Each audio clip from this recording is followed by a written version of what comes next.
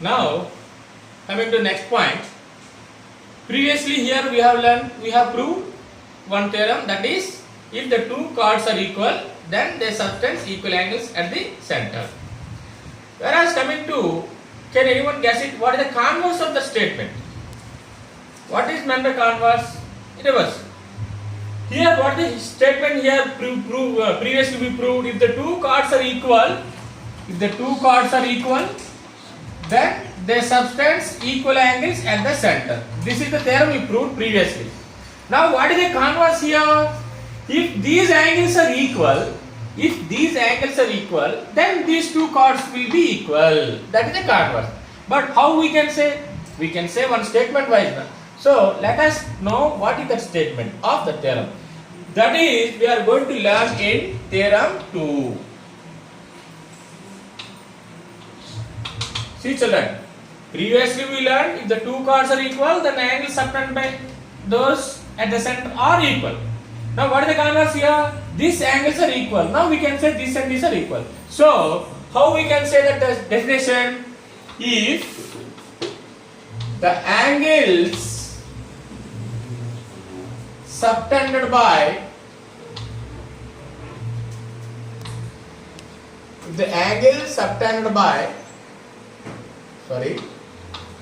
two chords of a circle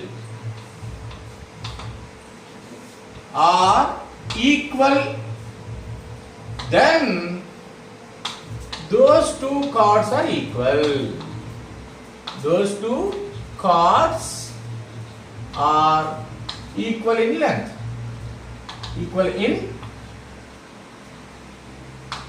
This is the statement of the theorem. What is the statement of the theorem? If the angles subtended by two chords at the center are equal, then those two chords should be equal in length. That is the theorem we are going to prove in 2. So how it is? Same way, let us draw a circle, mark the center O and draw the two chords AB and CD. What we know here? Here, this is the angle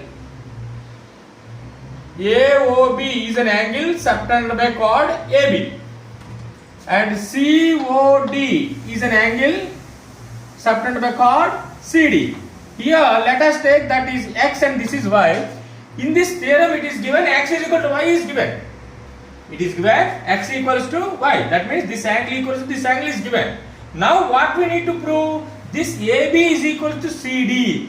This length and this length are equal. We have to prove that one. In the same way, how we can prove that one? Again, here also we are going to use our previous knowledge, what we have about the congruency criterions. Here, in the previous theorem, there we used the SSS congruency criterion. Here, what is it? The same way. Let us find out what are the parts of these two triangles are equal. Before going to that, just you have to finish the minimum steps of the theorem. What is that? First one is given. What is given here? AB and CD are two chords, and angle AOB is equals to angle COD. It is given. Angle AOB equals to angle COD. RTP. What is RTP? We have to say that, we can say that this AB and CD are in equal length. AB is equals to CD. That one we have to prove. Isn't it? In the same construction. Same, join all these things. Join. What we are going to join? AO, BO, CO and DO. That's it. Same way, clearly we can see the two triangles now. What are the two triangles we are having here? Name it. What are the two triangles? AOB and COD. These are the two triangles. Again, we have to compare those two triangles. In the two triangles What are the two triangles? Triangle AOB and triangle COD. Can you identify what are the equals in these two triangles? What we know? BO equals to C1. BO equals to what? Anything you can say because of this and these are all radii only. So you can say BO equals to CO, radius, and angle BOA X, angle COD Y, that is both are equal, it is given na? So angle BOA is equals to angle COD. It is how given, because in the statement itself says that the angles subtended by chords are at the center are equal, it is given. And now OA equals to OD. OA is equals to OD. See children, here this is also radius. See the triangle AOB and triangle COD. Here BO equal to CO, angle BOA equals to COD, it is given, and OA equals to OD, that is also radius. So this is what? Side, and this is what? Angle, and this is what? Side. Here side, angle, side, isn't it? SAS.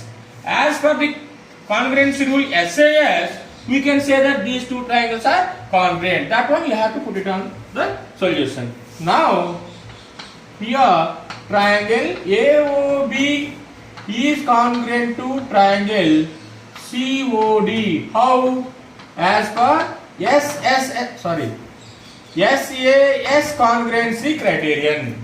As per SAS congruency criterion. Side, angle, side. See, if the two sides and including angle of one triangle are respectively equals to two sides and include angle of another triangle, then we can say that these two triangles are congruent based on SAS. So again, as two triangles are congruent, again the corresponding parts are equal. So we can say that AB is equals to CD. Since CP, CD, corresponding parts of congruent triangles. AB and CD are nothing but what? Two chords. What we need to say? Those two are in equal length. What we got it here? AB equals to CD. Hence we can say that the two chords are equal in length. This is the way we can prove that if the two chords makes equal angles at the center, then those two chords should be equal. Is it clear or not? Here which criteria we are using here? SAS, side, angle, side. Previous theorem we applied SSS congruency criterion, and here SAS. Same process only. Is it clear? Okay, thank you children.